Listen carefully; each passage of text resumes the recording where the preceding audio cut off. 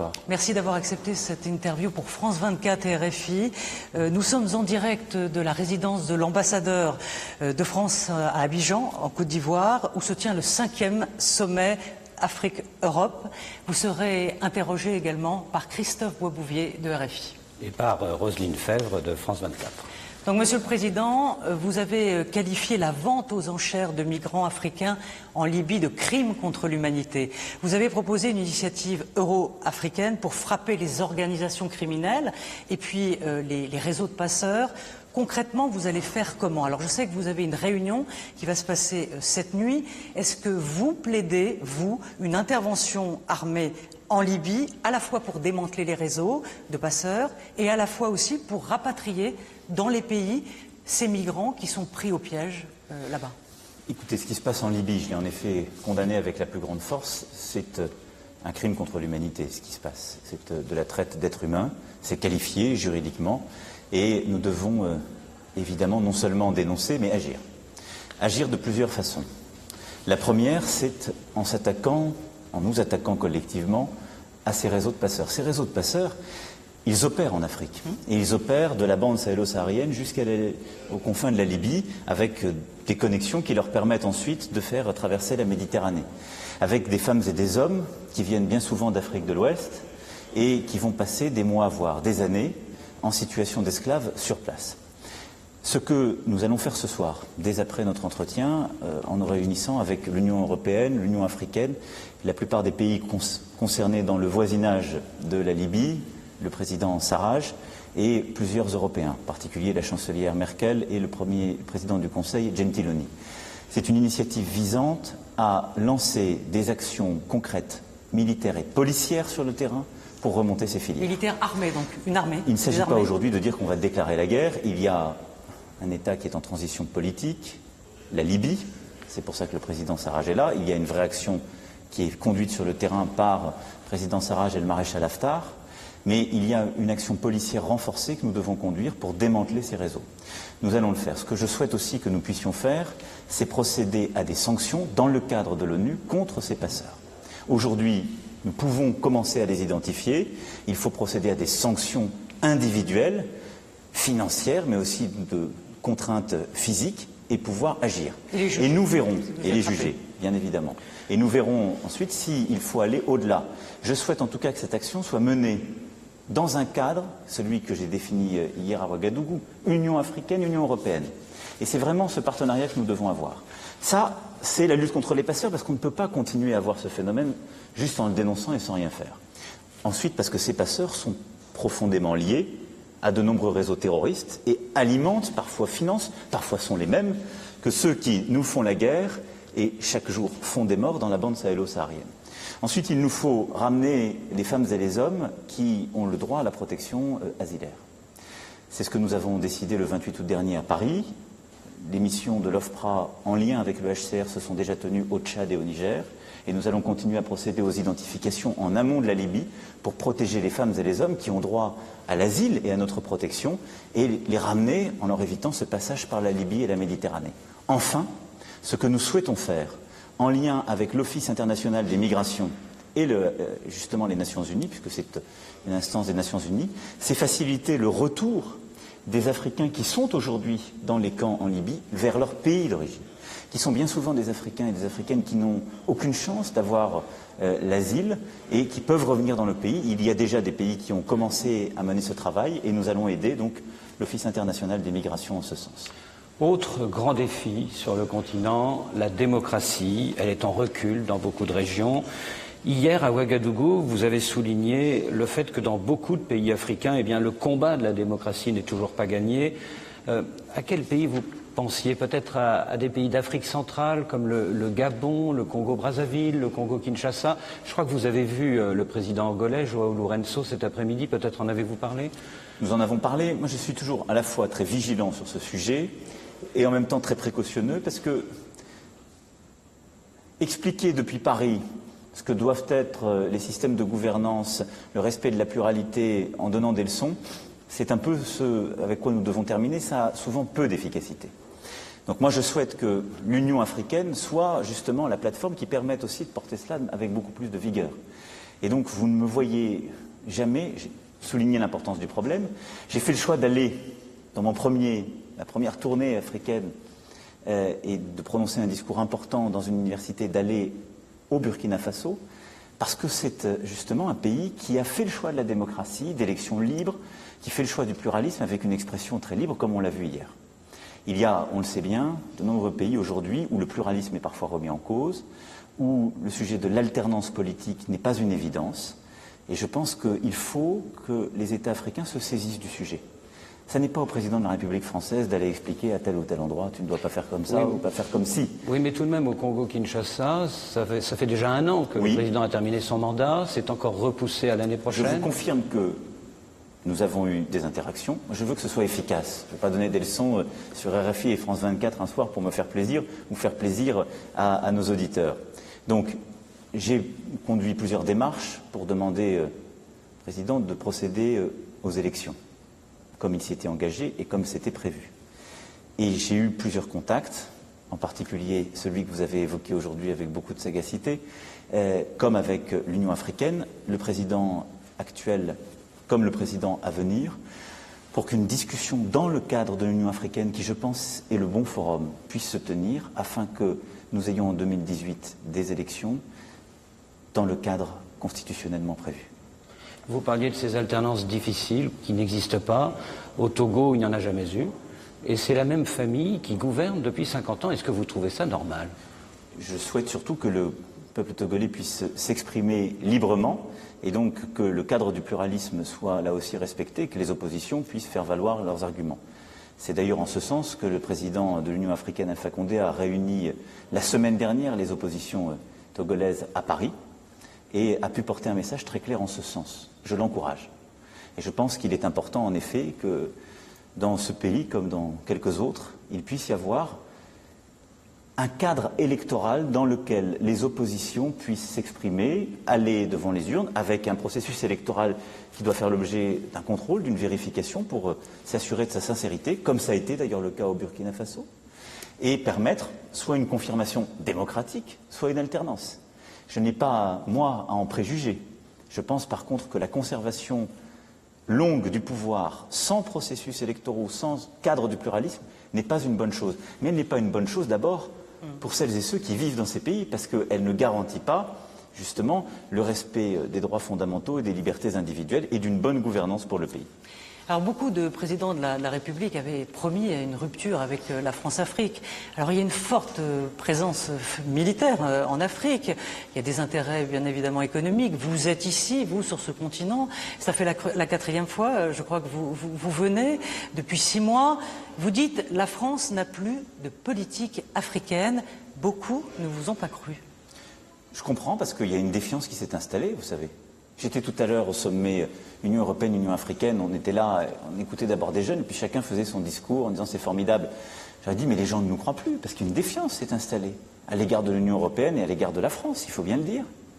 Parce que nous avons continué sur des habitudes, parce qu'on a continué les grands contrats et les compromis parfois, parce qu'on n'a pas eu un cadre d'investissement qui profite avant tout aux populations locales, avec un vrai développement des PME, de l'emploi sur place, parce qu'on a cherché nos propres intérêts sans chercher à développer et faire révéler l'énergie qui existe.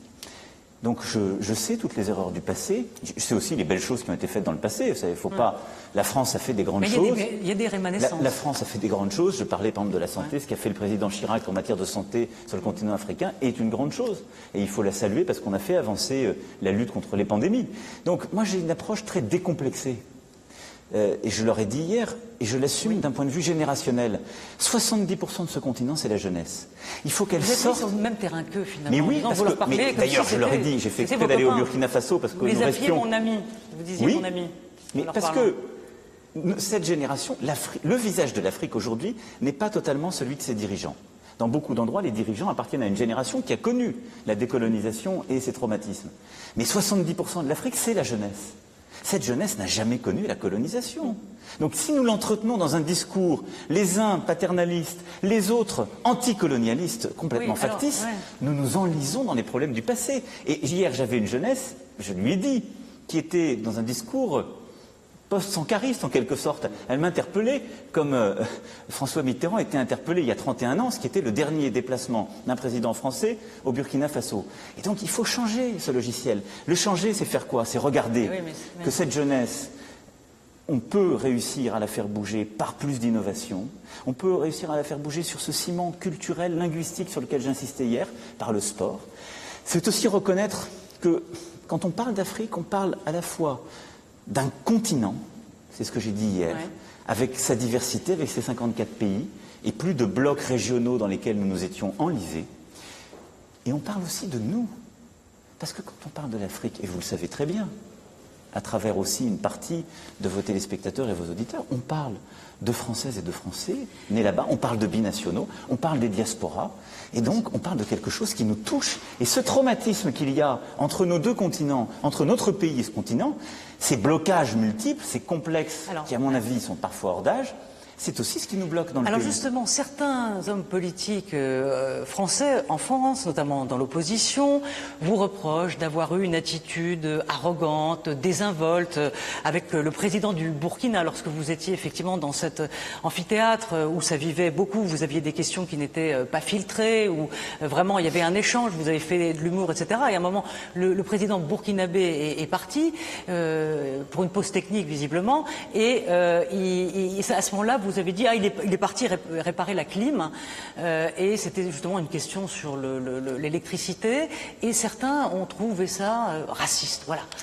comme certains que je ne vais pas nommer. Ce sont eux les vrais paternalistes, parce que c'est considéré qu'on ne peut pas faire d'humour quand on parle à un dirigeant africain. Mais vous auriez fait de l'humour avec Merkel? Je vous confirme. Angela Merkel. J'aurais fait de l'humour avec tout dirigeant européen avec qui j'ai cette relation. Nous n'avons pas ce type de relation avec Angela Merkel. Je l'ai par exemple avec Jean-Claude Juncker. Je l'ai avec le Premier ministre luxembourgeois. Ça dépend de la relation personnelle. Il se trouve qu'avec Roch Kaboré, nous nous entendons bien. Et donc, nous plaisantons. Et d'ailleurs, il ne vous aura pas échappé que ça l'a fait rire. Et donc, oui, il vous l'a dit. Oui. Non, mais évidemment, il est d'ailleurs revenu, il a fait un geste en partant. Donc tout ça est ridicule. C'est ridicule d'abord parce que les commentateurs étaient hors contexte. Vous étiez là et vous avez vu qu'il n'y avait rien de ce qui a été commenté. Il y avait simplement l'énergie, la vitalité, la sincérité d'un moment et de son instantanéité. Et surtout, l'humour, rire, c'est une relation, mais c'est une relation d'égal à égal. C'est une relation d'égal à égal. C'est de dire qu'on peut plaisanter de soi et de l'autre. Parce que, vous voyez bien, il y aurait des sujets interdits quand on vient en Afrique. Il y aurait des vérités qu'on ne peut pas se dire. Ça fait partie de ces blocages. On doit pouvoir se dire les choses de manière dépassionnée et on doit pouvoir aussi plaisanter. Il se trouve qu'il allait, comme vous avez dit très joliment, faire une pause technique et que la jeune fille m'avait interpellé de manière lyrique sur le fait qu'on allait inaugurer une centrale solaire mais qu'ici la clim ne marchait pas. Et je lui ai dit surtout que la climatisation de l'université de Ouaga 1, ce n'était pas le président de la République française qui allait la régler, parce que ça n'était pas dans mes compétences. La climatisation de Nanterre ou de Paris 1 peut-être. Vous avez cette réunion dans quelques minutes, le temps presse malheureusement, donc on va aller vite. Il y a un défi très important, vous l'avez souligné hier, c'est le terrorisme. Depuis 6 mois, les pays du G5 doivent prendre leur destin en main. Alors, vous dites qu'il faut accélérer le mouvement, on sent chez vous une certaine impatience, voire même, il y a cette injonction, quand on fait la guerre, il faut des victoires. Mais est-ce que les victoires, ça se décrète? Ça ne se décrète pas, mais il faut se mobiliser pour.